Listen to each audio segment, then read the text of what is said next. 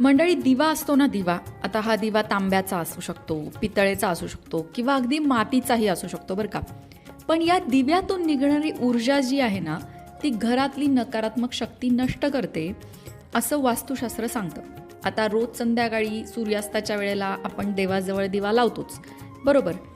पण घरात अशा काही जागा आहेत ना, विशिष्ट जागा, म्हणजे वास्तुशास्त्रात त्याचा उल्लेख आहे बरं का, की त्या विशिष्ट जागेत जर तुम्ही संध्याकाळच्या वेळेला दिवा लावलात आणि तो विशिष्ट प्रकारचा दिवा लावलात, तर त्याचा काही खास परिणाम तुमच्या कुटुंबावर, तुमच्या आरोग्यावर, त्याचबरोबर तुमच्या आर्थिक स्थितीवर सुद्धा होतो. आता हे फक्त ऐकून माहीत असणं गोष्ट वेगळी, पण याचा अनुभव घेऊन बघायला काहीच हरकत नाही. नक्की काय करायचं आहे ते बघूया.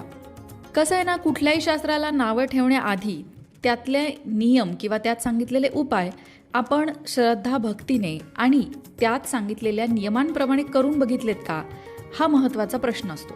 तर असाच आजचा वास्तुशास्त्राचा जो एक नियम आहे किंवा वास्तुशास्त्रात सांगितलेला एक उपाय आहे, तो तुम्ही करून बघू शकता.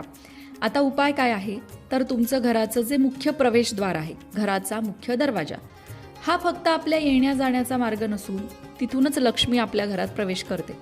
रोज संध्याकाळी घराच्या मुख्य प्रवेशद्वाराच्या बाहेर उजव्या बाजूला, बरं का, घराच्या मुख्य प्रवेशद्वाराच्या बाहेर उजव्या बाजूला गाईच्या तुपाचा किंवा मोहरीच्या तेलाचा, म्हणजे गाईच्या तुपाचा पण चालेल किंवा मोहरीच्या तेलाचा पण चालेल, दिवा लावावा.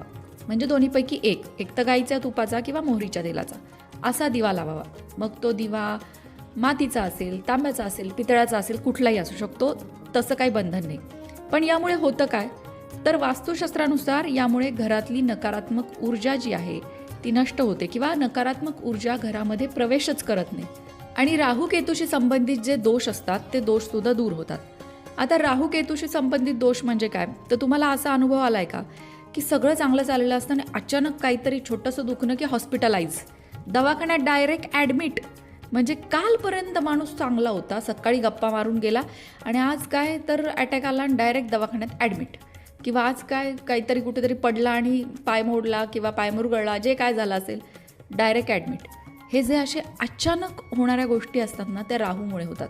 असं जर होत असेल तर तो राहूचा दोष आहे, हे लक्षात घ्यायचं. त्याचबरोबर जेव्हा खूप एकटं वाटायला लागतं, माणसं खूप आहेत आपल्या अवतीभोवती, भरपूर नातेवाईक आहेत, पण मनातला तो एकटेपणा काही केल्या जात नाही आणि आपल्यासाठी हे कोणीच नाही आहेत असं जेव्हा आपल्याला वाटायला लागतं, तेव्हा ते केतूचे दोष असतात. तर असे जे राहू केतूचे दोष तुमच्या घरामध्ये किंवा तुमच्याकडे आहेत असं तुम्हाला वाटत असेल, तर तुम्ही तुमच्या घराच्या मुख्य प्रवेशद्वाराच्या बाहेर हा गाईच्या तुपाचा किंवा